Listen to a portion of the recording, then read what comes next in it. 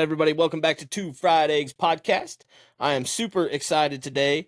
First off, let me get to it. As always, we got Dolph and our very, very special guest, Boydy73. How you doing, my man? How you doing?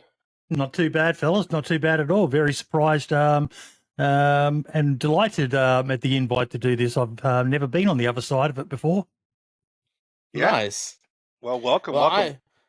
I am super excited because we've kind of taken a short hiatus away from doing the interviews type thing, and so I'm super excited to have you on and be back to bringing creators on to get to know them, man. So I'm super happy and appreciative that you're here, homie. Awesome. All right, so those that don't know you, tell us about yourself. Like, DayZ diehard. I'm a DayZ diehard, mate. I don't know whether you guys play the game much yourselves, but that's pretty much, like I'm 50 years old. I've been gaming since I was, a young whippersnapper.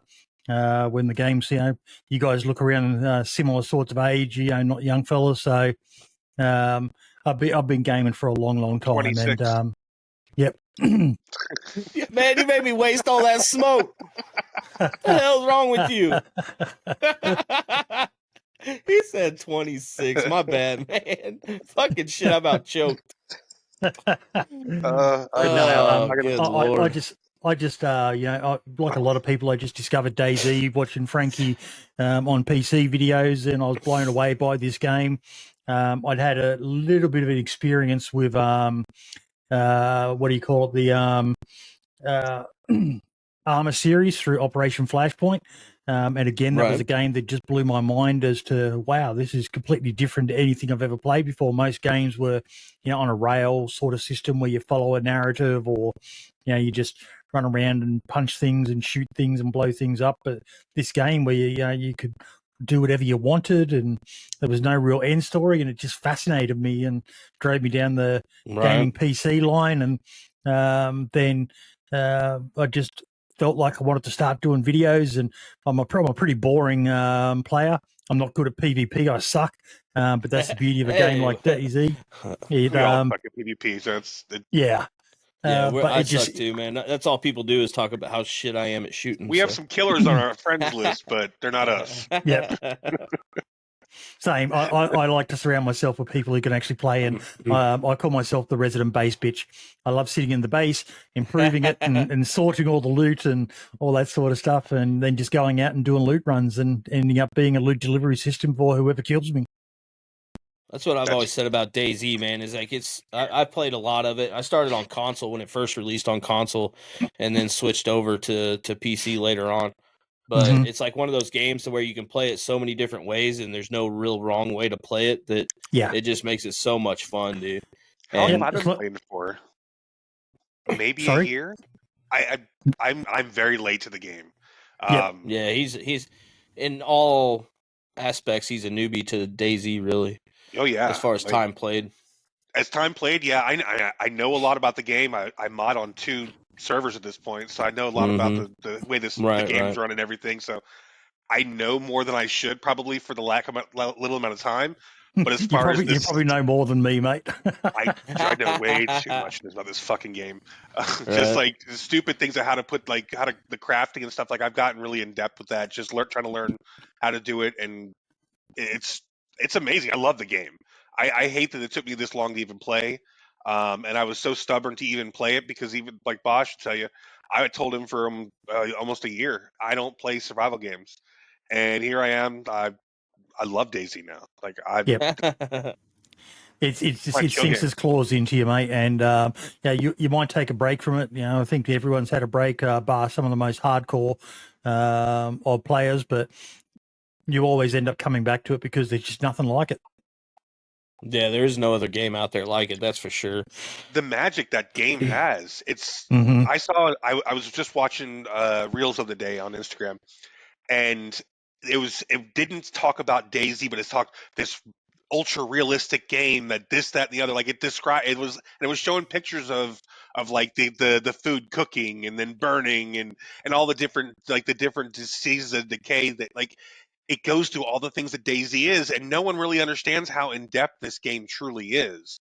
from the outside. Right. Like if you're watching this game from the outside, it can look completely fucking boring as hell Yeah. and mundane and just not fun. Well, But they call it the running simulator, right? A lot of yeah. times, a lot Mhm. of people do. Yeah, Yep. But when you get into it, it gives you so much more than what you're thinking you're going to get. God, my You first don't night I play was DayZ without terrified. spending a lot of time lost running around in the woods. Yeah. That's why I love being on PC, because we've got so many Yeah. different maps, and if I'm ever getting a bit bored with Chernarus, I can go play in the Molsk, or jump onto Livonia, or jump onto just the plethora of maps that are out there. It's amazing. Oh yeah, And you were talking about people taking breaks and stuff, man. That's something. My biggest thing is I jump from game to game. I can't stay on one game that long. Yeah. I did play. Like most of my community starting out was DayZ console. I played it for like 7 months straight, and it was a lot of fun, dude. But it got so bad there for a while on console that you couldn't hardly play it anymore with the people like duplicating items and stuff. It got so bad, like the whole coast and everything was just littered with loot everywhere, and it got bad there for a little bit. But yeah, it has come there's a a server out long, there for long way. everyone.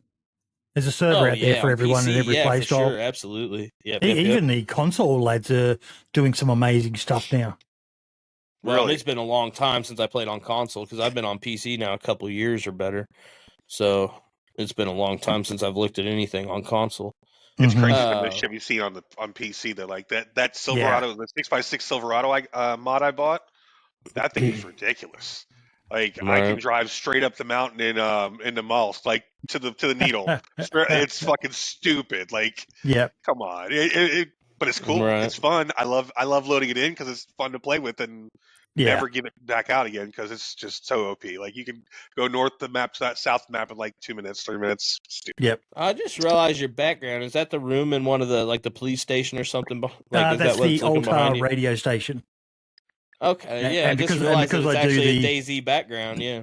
Yeah, because I do the DayZ podcast, it just seemed like a natural sort of background to start using with my setup. So yeah, got the virtual camera and yeah. You mentioned the podcast. What's your podcast name? Just for people the listening? 80s, the DayZ podcast on the hat there. And we every week we just talk about, we get a different guest on, and we just talk about what's happened in the world of DayZ that week. And for a game that has 40 to 50,000 concurrents, there's always something happening. It stunned me. I've been doing it 3 years or so now, and inspired by Barely Infected and Super FT LOL, the OGs of DayZ podcasts. And when they stopped doing it, a couple of other lads, Uncooper and Ragebra, started doing one, and then they stopped doing it. And I was like, well, there's a need for it. So I've kept on doing them because I'm a Nigel No Life, and it's easy to just keep doing it each week. And I took a break from it there for a while, and that legend lad, he's a modder in the DayZ community. He kept it going until I was ready to come back, and just love it. I just love doing the DayZ podcast and talking about all things DayZ with different people each week. Right. Oh yeah. How long have you been doing it now? I think about 3 and a bit years. I think it was pre-COVID. Wow. Okay. But I was doing interviews with primarily DayZ content creators and people of note in the DayZ community beforehand, as well as I do like to dabble and do some interviews. That's my Spotlight series of interviews, but with other games as well in the genre. I've done Tomislav from Scum. Just quite a number of people. I'm back doing those interviews now. I've got a really big one dropping on December 16th. I managed to get an interview with Dean Hall, and that was just mind-blowing. Nice. Amazing. And for people who don't know, who's Dean Hall? The creator of DayZ. Oh, nice. Thanks. Thanks. Appreciate that. I was trying to say it in a way I wouldn't look stupid because I didn't know exactly who he was. I do love DayZ, but I have not done a DayZ podcast, so I don't know all that. A lot of people don't know who he is because he's been away from the game since about 2014, 2015-ish. He famously took off to go climb Everest and then came back and then moved away from it. He sold the rights to it to Bohemia, made himself a shit ton of money and started his own gaming company over in New Zealand, Rocketworks. May have heard of Stationeers and oh God, I'm having a mental blank. He's got that other game that just happens come to out. me all the time. Don't feel bad, man. Oh, as you get older, mate, it just gets worse and worse. Yeah, we're both stoned. But yeah, no, he's an amazing guy. Amazing guy. Very inspirational. Well, that's awesome. super cool, man. So, I've listened to podcasts of yours. I've watched a couple of videos and talked to you and read your notes and everything to me. And one word keeps coming up that you keep saying it. I don't understand why, because I don't know. You keep saying you're controversial. Some things are controversial that you've done.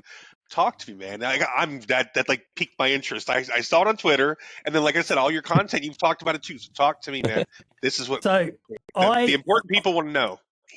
I am a firm believer that if we don't communicate and share our ideas, no matter how bizarre they may be, you're never going to know whether you're right or wrong on an issue.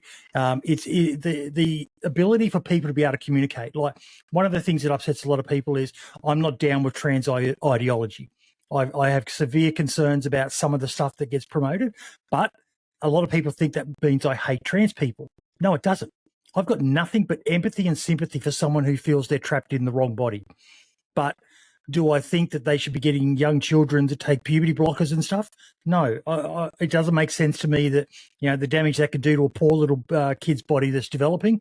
That's where my concerns come in. And that's primarily one of about the only main issue, other than the fact that I'm very blunt and very direct. If I see something, I've upset a few content creators when I've seen them do something that I don't think is great. And I'm the sort of guy who'll say, that was a pretty shitty thing to fucking do. Like, I remember there was one instance where a guy glitched through the bars of a little castle cell on one of the maps. And I called it out and I said, that's a pretty shitty thing to do. Old mate had just locked up in there. There was no way he would have known you could actually glitch through that. And old mate glitched out and shot him. And it was like, that's a pretty shitty thing to do. And then to highlight it and put it as a video, that's just not, not good. But at the same time, the challenge for me is always, what's the benefit of me opening my mouth? But sometimes I open my mouth before I think about what's going to come out of it. So that's probably my biggest issue. But the main thing, I think that's all of us. Yeah. The main thing that upsets a lot of people is when I have some of those hot takes about controversial issues and that. And I like to just speak my mind. And if people disagree with me, I encourage them to come in and talk to me. There's another Aussie guy, Murray, mate. He's been chatting with me quite a bit. I posted something about an issue here in Australia. He wasn't happy with it, and we've been chatting now for months, about all sorts of things. And I like that because he's a very different person to me, a lot more left leaning, whereas I'm more right leaning. But at the end of the day, we all have much more in common. There as it is there? Yeah. Yes, it does. Okay. Yeah. Cool. Gotcha. Sure. Well, I think we need more people like that, honestly, because there for a long time, man, I feel like, at least, especially, I don't know about there, but here in the United States and stuff, it felt like we were being so censored that we were losing the right to freedom of speech just because you might hurt somebody's fucking feelings. You know what I'm saying? Yeah. No, they still try that fuck shit. Out of here. I'm out of it. Yeah, absolutely, man. And I'm a firm fucking believer that, like myself, and I'll stand by it till the day I die, that as far as you're talking about, my whole thing is just leave the kids out of it. You know what I'm saying? Yeah. For one, I don't think the like a rainbow flag has no place in fucking school because it's about sexual orientation and shit like that, man. I'll stand by that 100%. I don't give a fuck if you think that makes me hate trans people. That has nothing to do with it. You know what I'm saying? It has nothing to do with that. So I don't think it applies just to that. That's just the way I feel. There's a lot of things that should be just left out of the kids' worlds. Just for sure.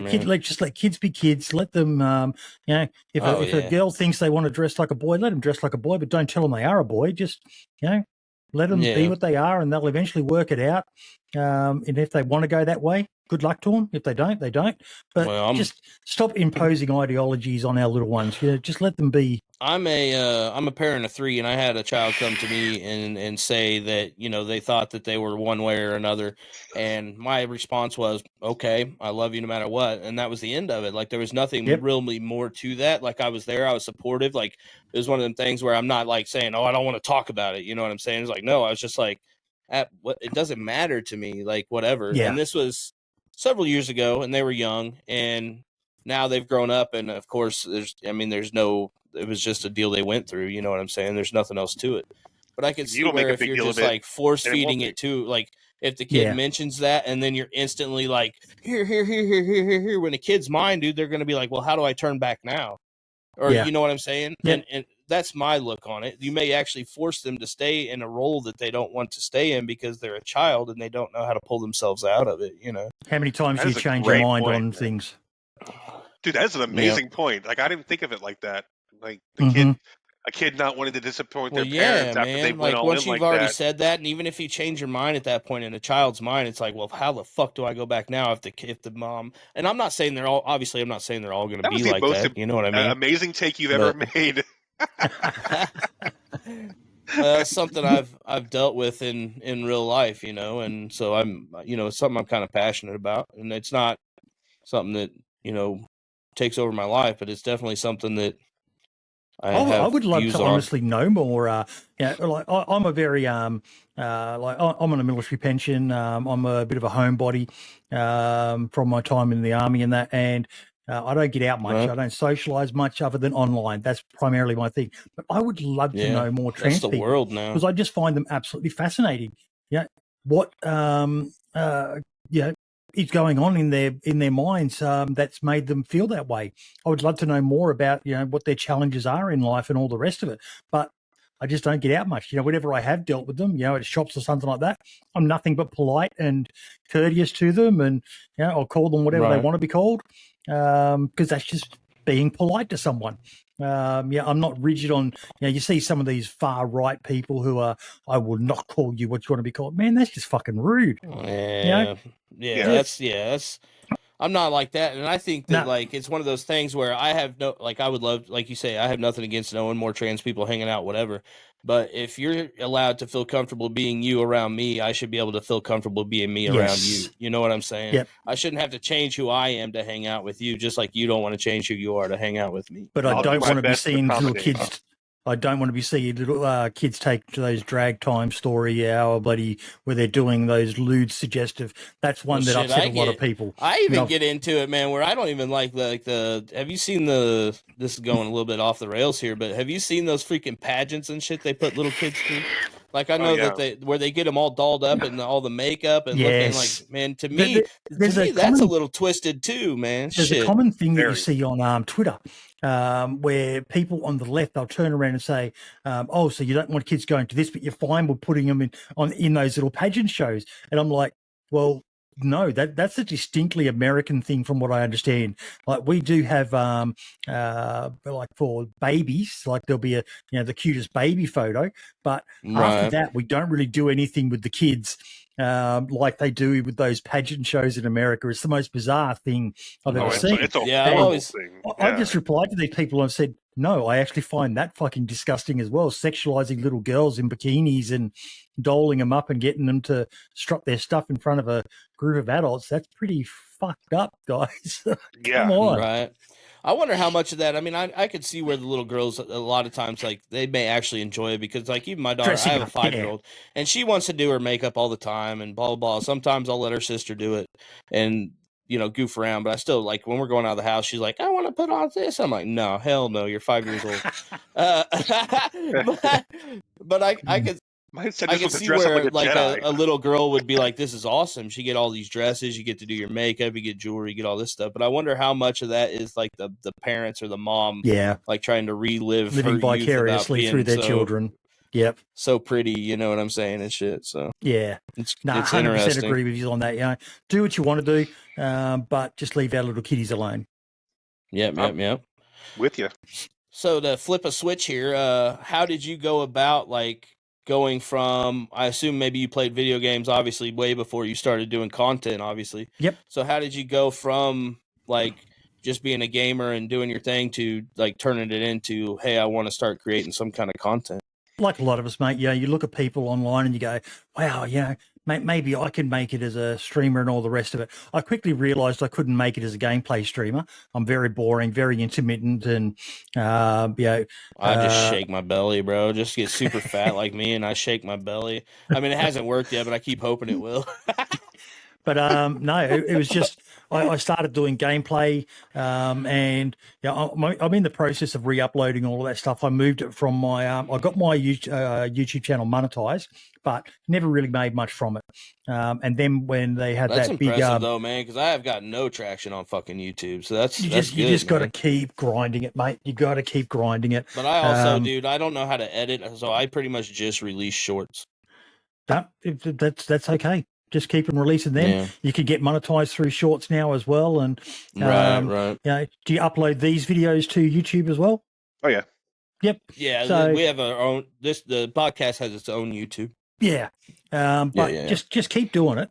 But yeah, for me, it was eventually I realized that my gift was being able to talk underwater with a mouthful of marbles.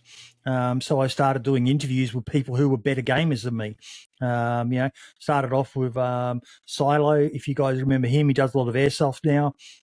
Silo Entertainment and Vigilante Gamer, Fubar Bundy, The Running Man, Super FC LOL, Nice. Toprek, Minder, and just speaking to these guys I've watched a lot of time with some of those guys, man. I've watched a lot of their content. Yeah, I've watched a lot of those. Yeah. And that I quickly realized was my forte, being able to make people feel a bit relaxed and just have a good interview with them.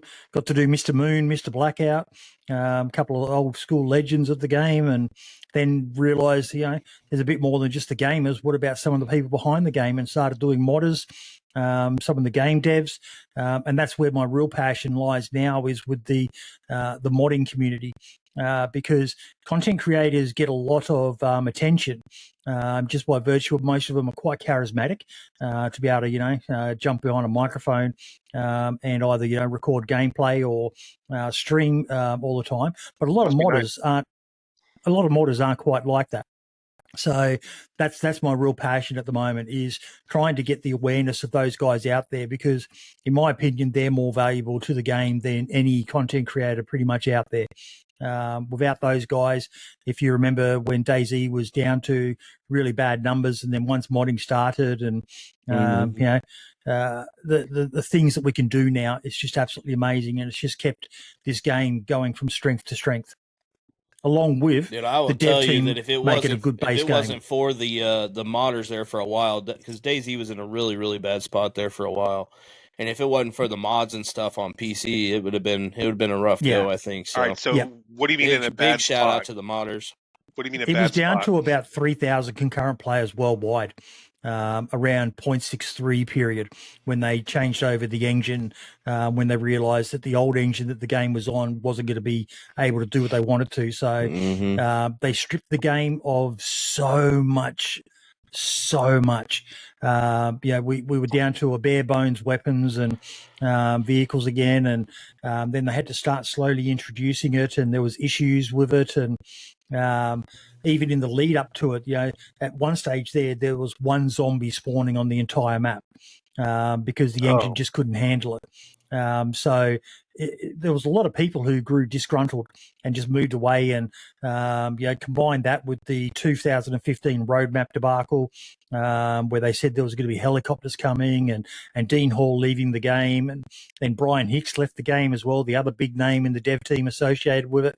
And then poor old Eugene got stuck holding the bag with DayZ at its worst point, but he did an outstanding job of just pushing through and keeping development going. Even the push to console upset a lot of people, and still does to this day. A lot of them feel it got dumbed down a lot because it went to console. But as a business, I'll be honest with you too, the console side of things got so bad there too that a lot of the console players were just pissed off. Yep, with the old gen consoles. That's when I left, and we just got fed the fuck up and said, "I'm not playing this on console anymore," and left. See, one of our close streamer friends that has been on the show a couple times. He plays on PS5 quite often, and Who's that? OG Treats. Yep. Heard the name. Yeah, it's awesome. I love watching him Freaking play on it. stoner. He's a fucking burnout. I love it. Yeah, Treats our boy. Yeah, I was watching him earlier. Is he still live? Is he still on? Maybe, No, who he's knows? off. No, he's off. I had it up though. But he's PS5's official streamer, and it feels so different when I'm watching the official like that kind of stuff compared to like the stuff that I play. Like, 'cause I'm I don't playing. know how they can play with a controller, man. It's hard enough for me with mouse and keyboard. Yeah, all the buttons and everything. Yeah. Now I'll tell you, I do before I'm in the space I am right now, I would drive with my with a controller. I loved it. Driving Yep. and flying a chopper with my controller is the only way that oh man, I imagine actually for driving it would be a bit better because you can get a little bit more subtlety. Oh, yeah. Whereas with the mouse and keyboard, pretty much all you get is left, right, Tap, left, tap, right. tap, tap, Yeah. tap, tap. Yeah. No, this is it. You can like drift the corners better. Like we did a race on my my RP server, where I'm a mod at, and we beat the next best team. What's by your like server? Give it a 45 shout minutes. out because there'll probably be a few DayZ people watch it. Oh yeah, Dark Days RP. Yep. We're in the Mollusk right now. I think that's where we're going to be staying after this wipe that we're just about to do, and then we do have a PvP server also, which is Bear Island, which is the BG Crew official server, which is Bosch Gaming. Yeah, Yep. hell yeah. Oh, yeah, it was fun, man. We had it on hardcore in the Mollusk for a while. Is what we were kind of the Mollusk doing, is such a good map. The Mollusk is just such a good map. We cranked it up Dude, as hard for as it could be survival, too. we made it as hard as we possibly could, or and still make it playable. But have you guys been to so much Lantia fun. Yet? I have not. Neither have I. No. It's embarrassing. I do a DayZ podcast and I still haven't been to Lantia. No, that was funny because like it wasn't long after we started the server that people actually got there, and I fuck off too much in that game. Well, OG Treats goes there. You know what I'm he's saying? the crew. OG's the one that does it. He knows where all the shit spawns. He knows where all to pick it up. You know, like I ran with him one night. And he was like, "All right, we're gonna go here to do this." I'm like, man, this is fucking crazy. Yeah, he's good at it. Like the guy knows his stuff when it comes to DayZ. Like he's an amazing content creator for DayZ. So. I've avoided finding all that sort of stuff out because I do like to try to find out as much in-game organically as possible. Nice. So I've avoided watching people do it. So I've seen a few images of Lantia, but I've never watched a full video or stream. I'll leave a stream. I've never seen it either, man. I just smoke weed and forget. Yeah, I've never seen it. Well, that's true too. We have no memory, so that's true. Let me ask you this: so it's obviously still completely illegal over there as far as smoking weed goes, or no? Pretty much. Yeah. There's it's slowly starting to change. I think they're going towards a lot of the medicinal use of it, but I don't think it's like full criminal. But yeah, it's still okay.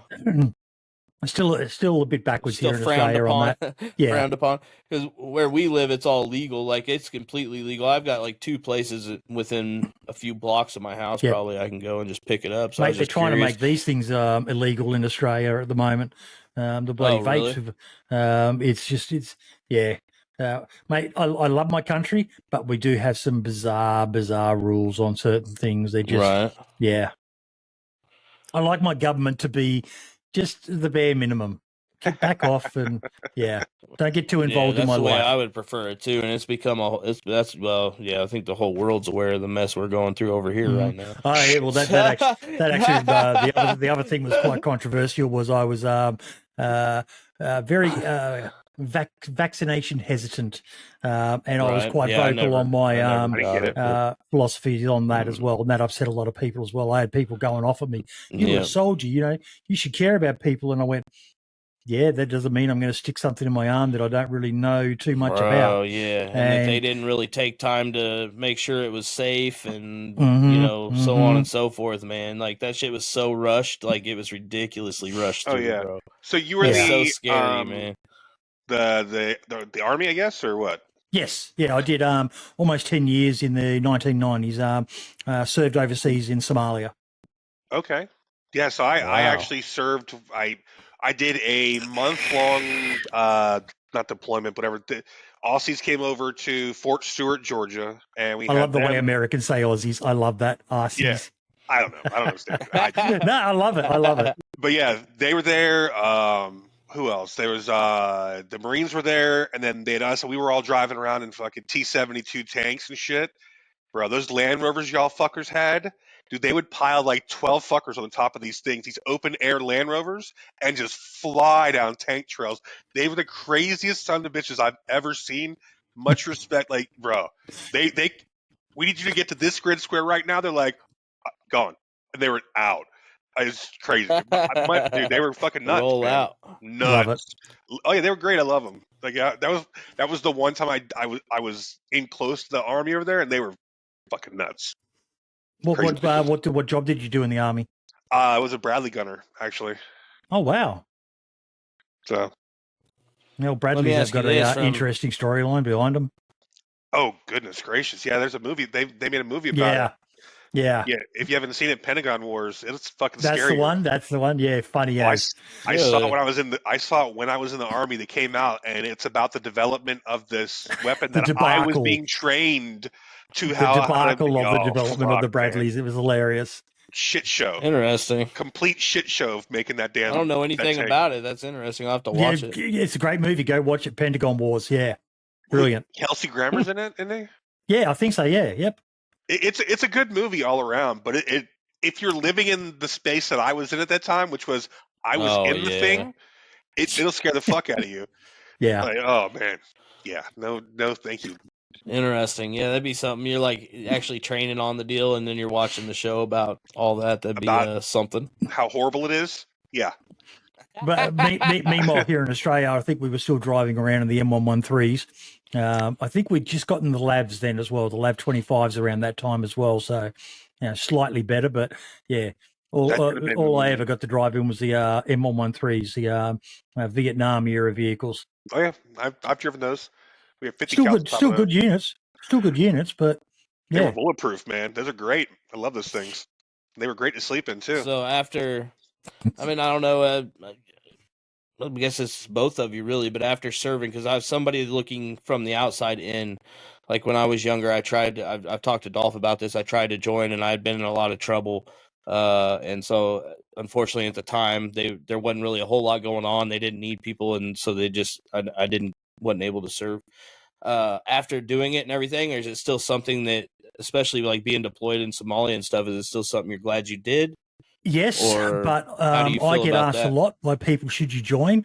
And right now, I would tell most people no, because again, and I need a good tinfoil hat here. There's a lot of forever wars going on at the moment. Someone asked me what I thought on everything that's happening over there in Israel and Palestine right now, and I said I'm sick to death of the Middle East. It's an absolute nightmare. I just hope to God that we don't send any of our young men and women over there to die over someone else's squabble. I'm sick of seeing it. Even I got absolutely disgusted when this whole Ukraine thing kicked off, and there's all these people sharing footage of soldiers dying from drones being, dropping bombs on them and things like that. And they're like, yeah, a dead Ukrainian, or yeah, a dead Russian. I'm like, okay, that person may have been a bad person, but that's people, man. At the end of the day, that's someone's husband, brother, sister, son, whatever, and you don't know anything about that individual. In most cases, they're just the cannon fodder that are dying because politicians can't sort their fucking shit out. People, and it absolutely disgusts me. I'm really proud of the fact that I got to go on a peacemaking deployment. We went to Somalia to try to help them. It turned into a shit fight. And we abandoned them, and that's one of the biggest issues I have these days. Is it's like we did 5-6 months over there, and I look back now and I go, what did we achieve? We made a difference while we were there, but we ended up leaving them, and especially after what happened when Black Hawk Down, everyone abandoned the country then and just left them as a shit fight. And I feel for a lot of the young guys now, if there are any other veterans out there, all these guys who served in Afghanistan in particular, and also Iraq, but more Afghanistan, and what did they serve for? For almost 15 odd plus years. They were over there, sweating blood, sweat and tears, watching their mates die, and now and this is nothing against Biden, this is nothing against Trump, this is just about the whole fucking thing. And all these guys served and achieved nothing.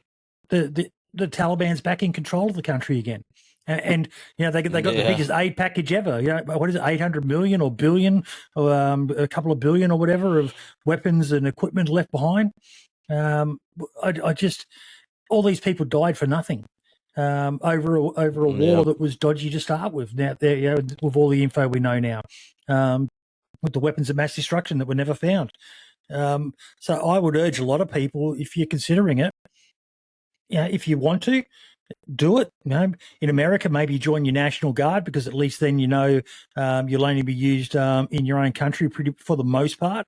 I know there are some that do get deployed, but they're all forward deployable now. Yeah. Oh wow. Yeah. National Guard gets deployed. They will, since we're out of the wars, like big time wars, but like during the Afghanistan and Iraq, oh yeah, they were deploying. Wow. Like my guard unit in Florida that I left before they went was going to Iraq. Oh, you're a Florida man. Oh, awesome. I've heard about all that Florida man. Yeah, he lives with lots of animals that could kill him too. Hell yeah. I actually live in Louisiana now too, which is even just as bad. And the wildlife's pretty dangerous too. I think we have an actual episode, don't we? We have an episode labeled "Florida, the Australia of America" or something like that, man, or some shit like that. It's not that bad. Everyone's so caught up in Australia's this deadly country, and honest to God, I look at you guys in America. You got fucking bears, you got cougars, you got bobcats, you got gators, you got rattlesnakes. Crocs too. Yep, around Florida area as well. Yeah, there's a small area of crocs there, but it's getting bigger. And you've got sharks as well.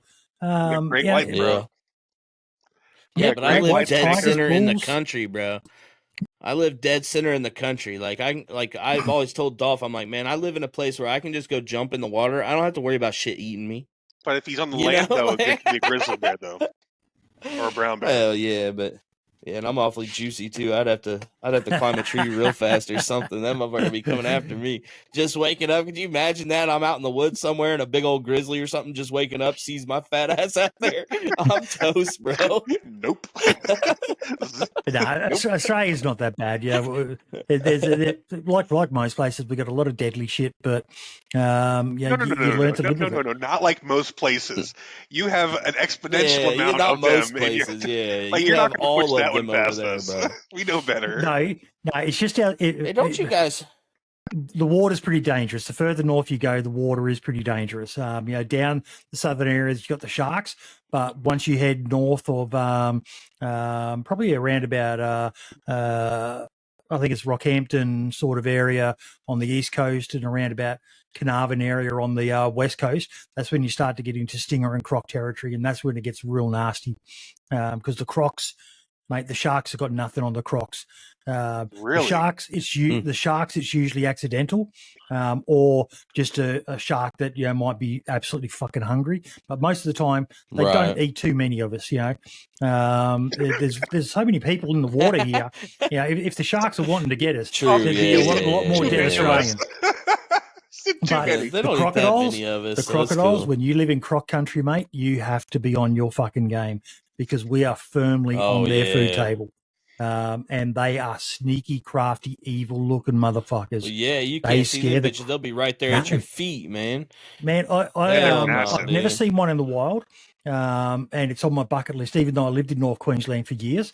But I know they were there because it's the ones you don't see that you've got to be worried about. When I was on a kangaroo exercise in 1995 and we went into the Northern Territory, and there was a...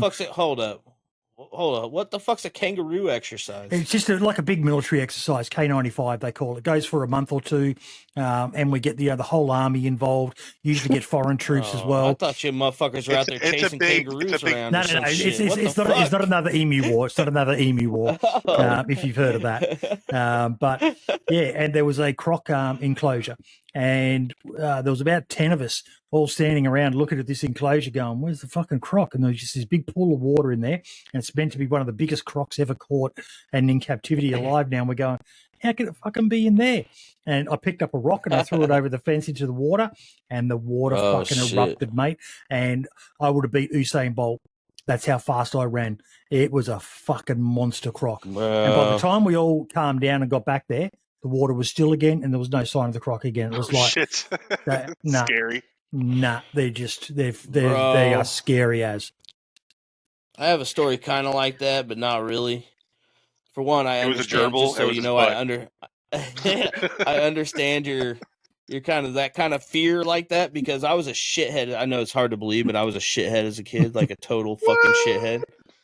And we had some kind of school field trip and went to the zoo. And back then they had a freaking lion cage where the lion like was right there and laid up against the bars or some shit. And me being a little punk ass fucking kid, I threw a Jolly Rancher at it. And that son of a bitch jumped up and roared, and I probably pissed my pants. I just remember it. I learned my lesson right then and there. I'm like, yeah, I was an asshole because that thing fucking scared the shit out of me as a little kid, bro. You just prompted a memory for me. I don't know whether I told this story online before, but when we went to Somalia, pre-internet days, this was 1992, December 1992, we got told we were being deployed to Somalia. And I don't even think I knew there was a country called Somalia at that stage. Like, I was 19 years old. And it was like, okay, where's that? That's Africa. Fuck, Africa. That's like lions and shit. And they're like, oh, no, you don't need to worry. There's no lions in Africa. No lions in Somalia. And we're like, okay. So that's good to know. We were out on patrol one night. They fucking lied, man. They lied. Oh, there was bro. 8 or 9 of us in the section doing a patrol, and we heard the roars, and that's why when you said that, their roar is like nothing you've ever heard, and it wasn't even like point blank on us. It was some distance away, and not a single one of us slept a fucking iota that night.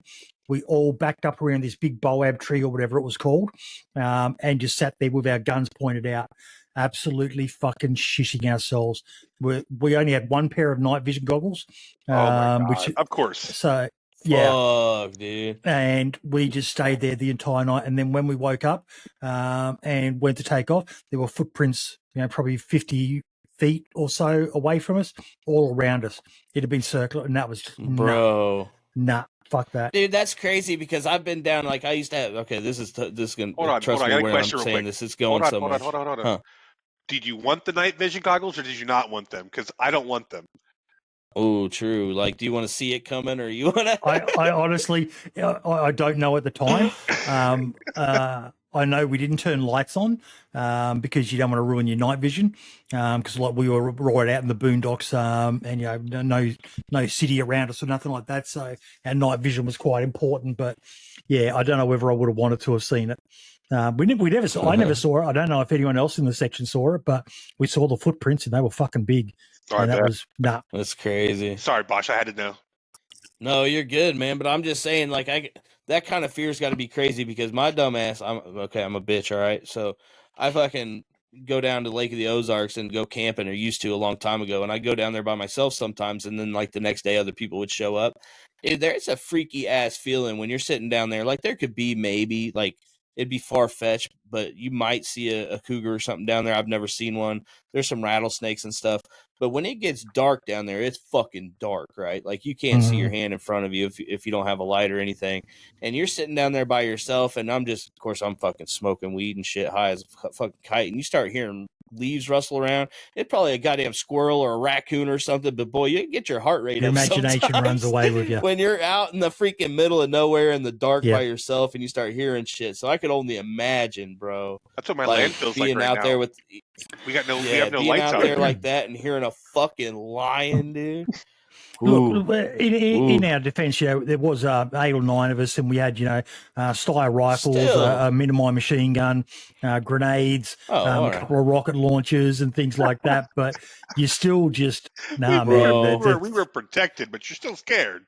Someone's going to die. I promise you, if my ass was there, you probably would have had all that at the beginning, but by the end of it, I'd have blown all that shit up around me.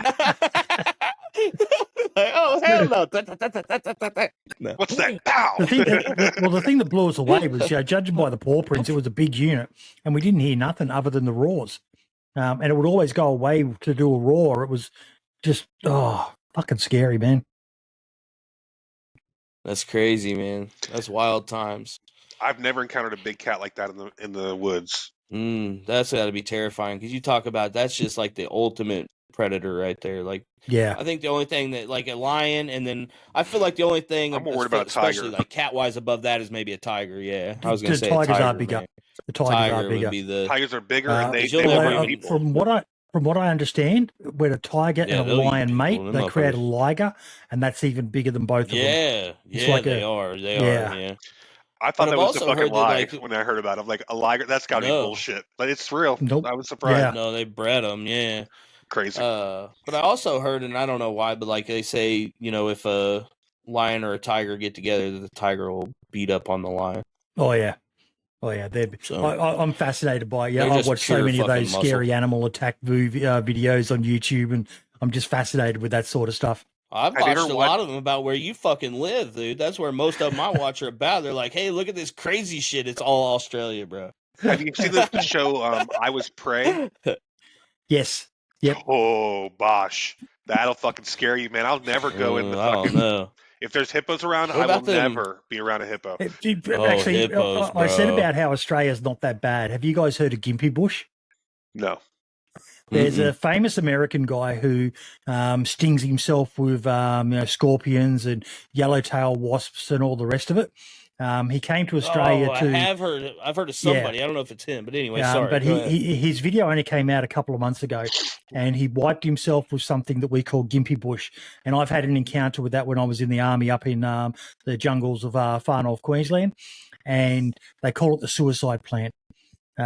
Because the pain this thing can dish out, it's not lethal per se. There are urban legends about it having killed someone because it's this nice, beautiful leaf-looking thing. And if you're out in the bush and you need to do a shit and you forget toilet paper, what are you going to do? You're going to grab a leaf. And the rumor goes someone used it as toilet paper, no. and the old bumhole being quite sensitive, the pain was just that much that it killed him. But he wiped it on his arm, and the pain is. I got it on the small of my back, and that really fucking hurt. And there's not What much you can causes the do. pain? Worst Do you know? shrimp stamp ever. Is it does it have needles or something on it? Little Or? toxic sort of venomy needles or something with some sort of stuff in it. And it's like you're on fire. I thought it was like ants were attacking me. No scar, nothing. But you could feel it for months afterwards. Some people say years. When the weather's going to change because you just get this feeling. And because it got me in the small of my back, and I was like, "Fuck, what's that?" And I put my hand under there to see what it to smack off whatever insect was biting me, and then it got my hand, and I pulled it out, and there was nothing there, and I went, "Oh no, I'm on Gympie." It's a have a look for it. There's the video of him wiping it on his arm, and he tries all these supposed rumors of how you can try to minimize the pain, but it's a nasty fucking bush. Gympie weed? That's crazy, man. Gympie bush. Gympie bush. Gimpy bush. I just had my next question. I'll send you the link. I'll find a video what for this it. weed goes. The suicide plant, yeah. Yep, that's the one. It's a nasty thing. I don't remember if I saw him, but I remember somebody going around and they were getting like those fucking ants and then the big hornets and just doing all the different stings, and they tell you, well, this sting's supposed to be rated at this, and then they do the bite or whatever. I'm like, dude, you are out of your fucking mind. There ain't no damn way. Absolutely. I don't know why anyone. Hell no. It's that YouTube thing. We love to see people suffer. Yeah, for sure, man. That's why we all laugh when somebody falls down, man. Yep. Man gets hit and groined by football. Funniest sort of comedy for me. Yep. Boom, done. Everybody likes that shit. So, can you still not see my camera? Yeah, still see you. Oh, okay. Unfortunately, we still see you, bro. No, I saw a message that says can't see. You ain't getting any prettier. No, that was ages ago. That was right at the beginning. Okay, cool. Sorry, yeah. Shortly after I typed that, your camera started working again. So I thought you must have done something. Nope. Shit, that's funny. Nope, didn't see. Hey, yeah, we're stoned, dude, so we just go all over the fucking place. Don't mind us. I love that. Okay, so I got a dumb American question, okay? Oh, God. I know that's hard to believe, dumb American question, all right? Is it about guns? Is there a certain time around there? And no. It's about frogs. Yeah, it's weird. Don't I feel like at some point I've seen a fucking show where they said at some season or something over there that there's some kind of frogs or lizards or something that like go crazy, and I feel like people were smacking them with goddamn golf clubs or something. Is that Okay, a so thing? you're talking about cane toads.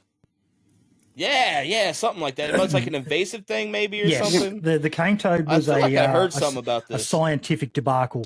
They were having problems with the sugarcane industry and a certain beetle, the cane beetle, that was causing a lot of problems. So the CSIRO, our Commonwealth Scientific Institute of Research, organised, whatever they are, someone there had the smart idea to import these cane toads from, I think it was from South America, and they figured that they would take care of the problem.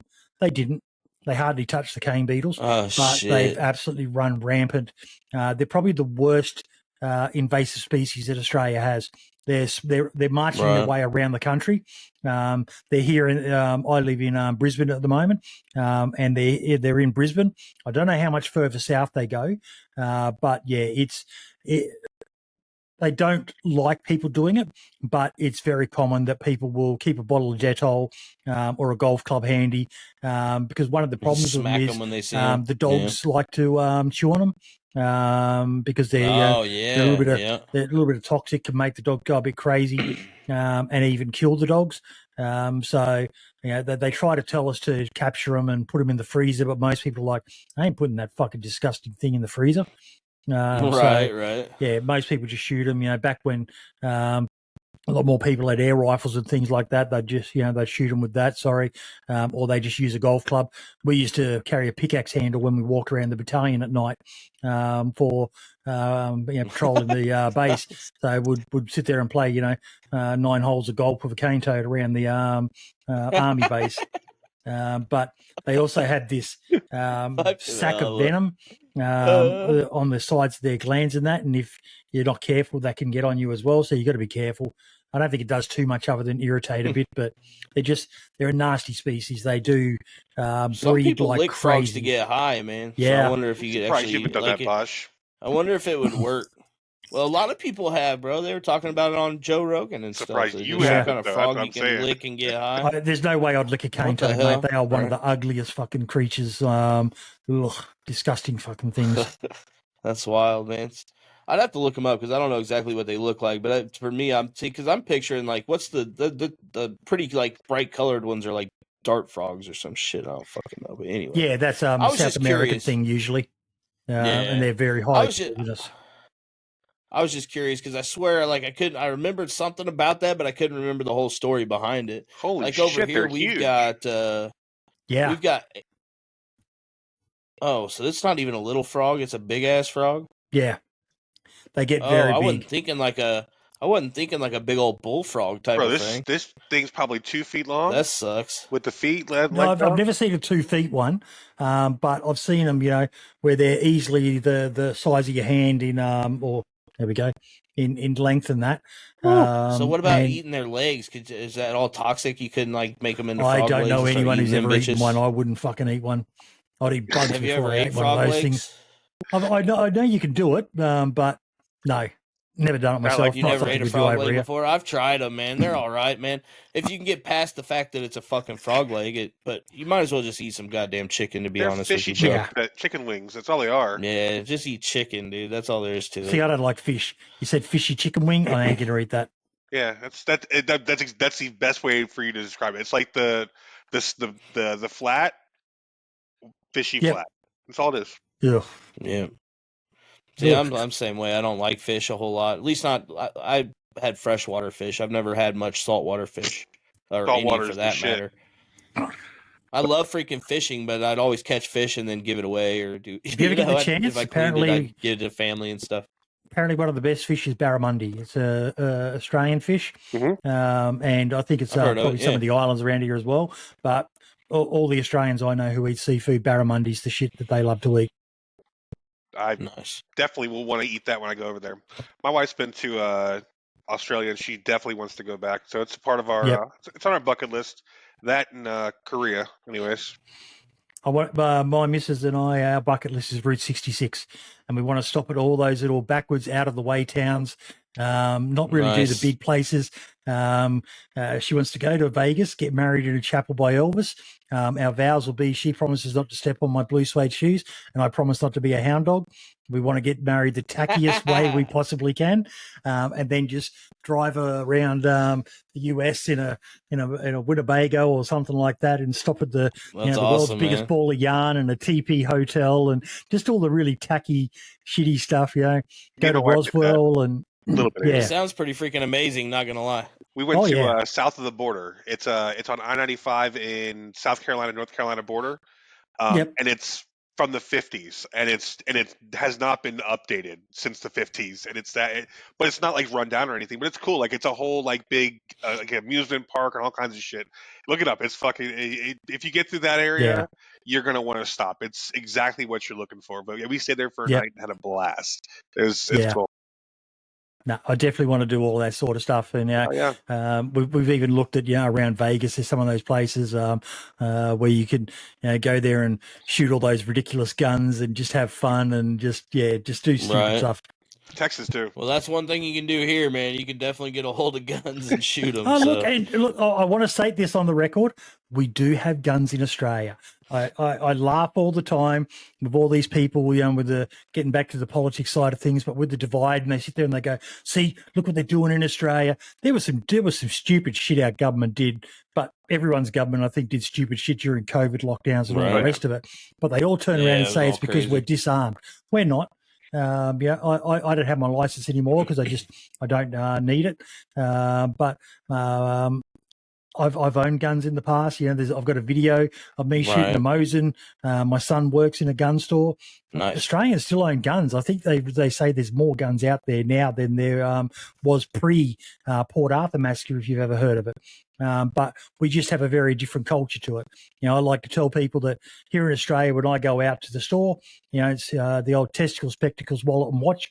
The way that some of these people like Brandon Herrera and Colin Noir and Donut Operator, and that is like testicle, spectacles, wallet, watch, RPK, AK-47, Glock in the glove box, and 4 grenades in the back of the ute and all the rest of it. It's like, I can't remember the last time I ever thought I needed to be packing to leave my house. Right. So we're just very different cultures.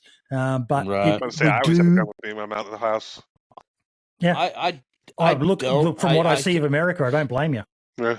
I carry anytime, like if I'm going somewhere that's going to have a lot of people and I have my daughter with me, I'll carry. Usually if it's just me, I don't, because I figure I'm running at that point. Like I'm not going to play Captain Save-A-Ho, you know what I'm saying? I got kids, I got a family to take care of. Like, now don't get me wrong, I guess if I see somebody, I'm not a bitch, dude. If I see somebody trying to harm a little kid, man, now that's something I probably can't just stand back and whatever. But if there's an active fucking shooter and it's just me, bro, I'm looking for somewhere to get the fuck out of there at that point, I was watching a TikTok earlier today or something, and there was a guy talking about that, or this woman talking about that. She goes, "Don't expect my man to help you as a woman if you're getting your ass beat or whatever by another dude in public. He's not here to protect you. He's here to protect me in this shit, right?" And all these people in the comments are like, "Yeah, I'm only going to protect my wife and my family." And I'm like, you guys are fucking horrible people. Like, seriously. No, don't sit there and say, like, I'm not going to stand back and just watch some dude beat a woman. No, I'm not saying that. No, fucked up there. But I'm talking about if I'm at Walmart by myself and like you hear a pop off in the distance, bro, my first reaction is to just get the fuck out of there. No, now, I'm saying I have my daughter with me now. I'm gonna. That's why I carry. Yeah. I'm saying, like, what happened to the sense of community that people have in this world? That you're at least going to intercede for the good of the community and whatnot. Like, but carry. Then they try and twist that on you with things like, "Why aren't you getting the vaccine? Don't you care about the community?" And it's like, don't do that. Don't do that. Two completely different things. Yeah, start twisting it all up. Things. Yeah. I support the vaccine for the people that wanted to get it. I don't want to get it. Yep. Agree with me that you shouldn't be forced to. Yeah. That's the thing. Like, if you want to take it, I don't give a shit. My family all got it. It don't matter to me. Yeah. I have people in my family that got it. I don't care. That's their choice. We had to take Christmas lunch around to one of my son's friends because his family wouldn't let him join them for Christmas lunch. And we were like, oh, my fucking God.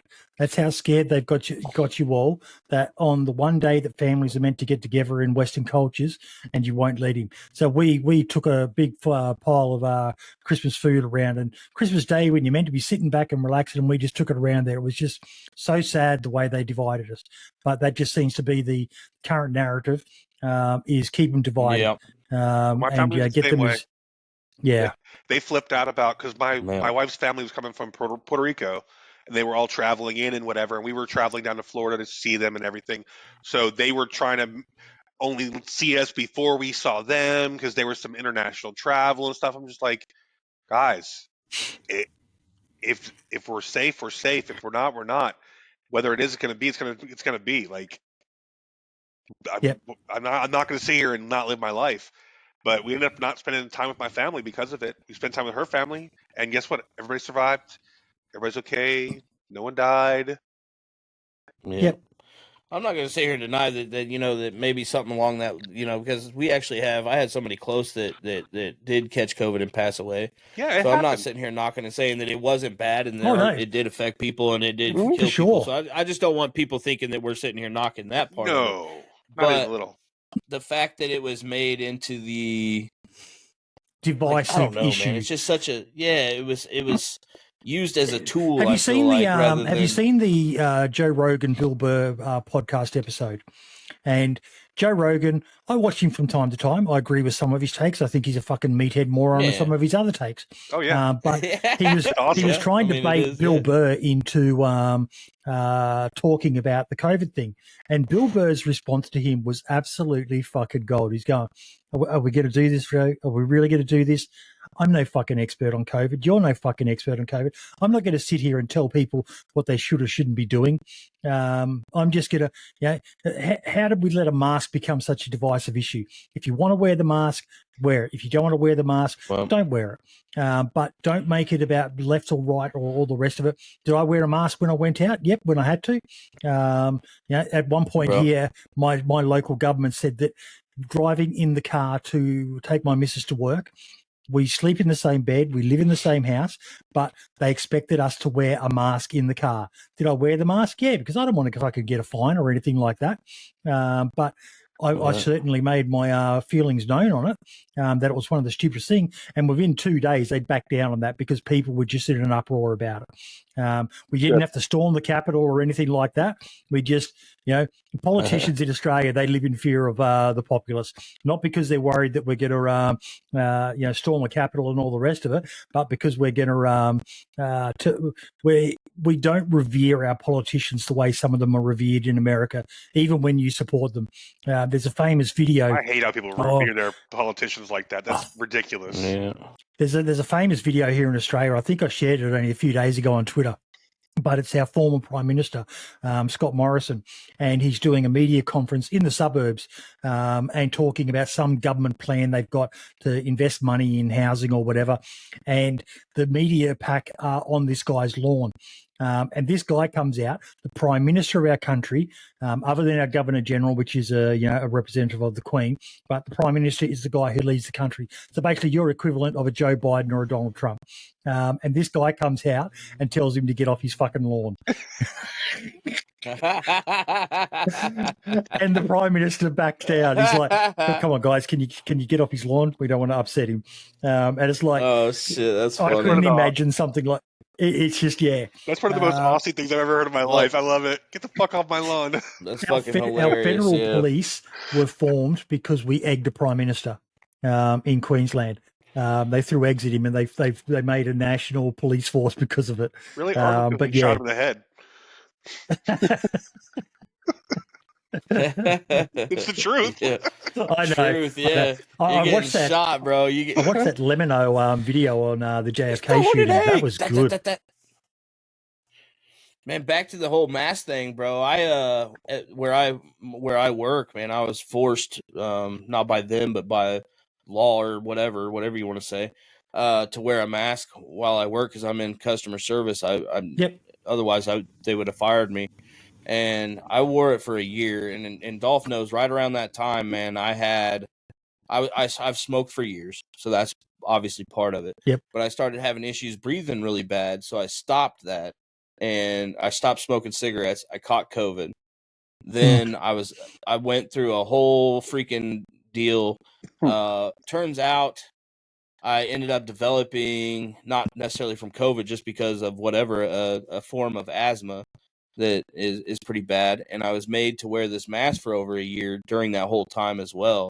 And dude, my breathing has never, ever been the same, dude. Like I feel like the mask played a big part, like wearing that mask for a year for 8.5 hours a day COVID straight. as well wouldn't have helped as well. Like, that long COVID that everyone talks about. I have COVID right now. But really? Yeah. I have not had it once. I have not had it once. I know so many people who've had it a couple of times and that, like Foxy Pope, one of the guys who helps me with the podcast, he's had it twice. He's a chef and he'd lost his sense of taste at one stage there. And I was like, dude, how do you cook food and not be able to taste it? I went forever, and this is no bullshit. And one thing I got from it was that I couldn't smell a whole lot of things. And when I would cook beef, it was so weird because when I would cook beef, it would smell rancid.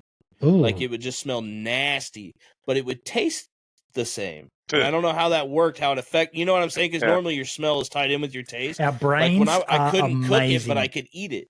It was so weird, man. Our brains are absolutely amazing. The things that our body can do. I had a mini stroke last year, something they call a TIA, transient ischemic attack. And I ended up basically collapsing. I walked in the front door with the missus and the son, and I was standing there looking at them, and they said, I just went weird, and I dropped my vape. I think it was my right side went basically numb. I couldn't feel anything. And I ended up falling over. My son caught me as I was falling, and I'm laying on the ground. And I've got this clip, and I share it with a few people from time to time. But we have very dark humor at home. Like the jokes we say here, oh, my God, I would get so cancelled. But that's just our sort of humor at home. I'm laying on the ground. I couldn't talk, but I could think clearly. But every time I tried to talk, it would only come out as gibberish, made absolutely no sense. And it was one of the worst things ever because I couldn't move my right hand. My left arm, it felt like it was having lag. And my missus recognised straight away what had happened to me. She's got pretty good medical training, not a nurse or anything like that, but she's just worked in roles where she needed to know this stuff. But the fact that I got this insight into just how fragile our little meat sacks are is from this one little fainting attack. And when the paramedics turned up, I was starting to come back to normal by then, but I still had lingering effects of it. And they asked me to say the word Cincinnati. I could talk by then, but I could not say the word Cincinnati. It just, for whatever reason, so weird. They said it's something when you've had a stroke or a mini stroke or whatever it's called. The word Cincinnati, you just can't say it. And it just made me think of like with you, the meat smelled crazy. rancid. I wonder why that is. Perfectly That's so normal. odd, man. Yeah, it really opened like, my eyes up word, to. Or why, you know what I mean? That's wild. And I can say it now, but I fucking hate it because it was so frustrating. Because I can you say Cincinnati for us? And I'm sitting there and I'm going, what? And I could say it in my mind, but the minute I try to enunciate it, it'll be crazy. I was like, and then I'm going, what? Why can't I say that? And whoa. Say Cincinnati. Cincinnati. Okay, I was just making sure you didn't just have a stroke, motherfucker. I'm making sure, bro. I'm just checking on you. We're homies now, so. But yeah, like I think I still have some slight effects. Like I do have trouble concentrating at times and things like that. But for the most part, I'm back to normal. Right. Yeah. Dolph, why you look so serious, bro? You like squinted down or something? Why are you so serious? I was trying to read the screen because it said recording continues smoothly. Live video will return when the internet improves. I saw. No. I saw that too. You know what's funny? I saw it because the camera dropped for a second, and I was looking at Dolph, and I'm like trying to see if maybe he like makes a reaction or nothing to like see if. I don't know. I'm high as fuck. My camera was dropping, or Dolph's camera was. It was a better story when I started thinking about it. Yeah, Aussie internet, mate. Yep. Greatest thing there is. Well, man, for real, I am glad you're here with us. Because all joking aside, that's scary shit. So yeah, it was. It was very eye opening. It was like, could have died. Didn't. Right. And yeah, the video that my family got of me was I was trying to say I'm retarded. I'm laying on the ground, and all I could say was I love it. That's my kind of humor right there. Yeah. Let me ask you this, man. Like, and this is something that, because I'm someone who I deal with a lot of it. Well, again, I always say it, Dolph knows, but I deal with a lot of anxiety, and I've had like issues where I've just fallen out and things like that. Like, do you have that, like, since that's happened once, do you have that like kind of fear of it happening again and things, No. or how do you deal with that? No, don't have it. Just don't worry if it happens, about it. it happens. Like, I had no idea it was going to Right. happen. There was no warning signs or anything. I was literally just standing there, and I just kind of felt faint, and then I kind of blacked out and woke up, and I was on the floor, like in seconds.